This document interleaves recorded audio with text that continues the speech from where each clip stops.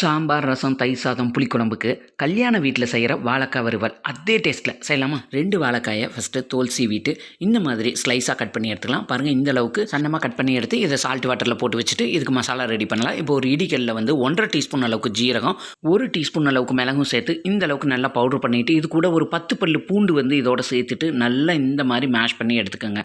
இதை ஒரு பிளேட்டில் மாற்றிட்டு இது கூட ஒரு 1/4 டீஸ்பூன் மஞ்சள் தூள், 1 டீஸ்பூன் மிளகாய் தூள், 2 டீஸ்பூன் அளவுக்கு காஷ்மீரி மிளகாய் தூள், தேவையான அளவு உப்பு, 2 டீஸ்பூன் அளவுக்கு அரிசி மாவு சேர்த்துட்டு இது கூட 2 டேபிள் ஸ்பூன் அளவுக்கு தேங்காய் எண்ணெய் சேர்த்து நல்லா மிக்ஸ் பண்ணிவிட்டு அந்த இடிக்கல்ல கழுவி அந்த கொஞ்சமாக தண்ணியும் சேர்த்து மசாலாவை இந்த மாதிரி மிக்ஸ் பண்ணிவிட்டு இதை வந்து வாழைக்காயில் நல்லா அப்ளை பண்ணி ஊற வைக்கணும்னு அவசியமே இல்லை.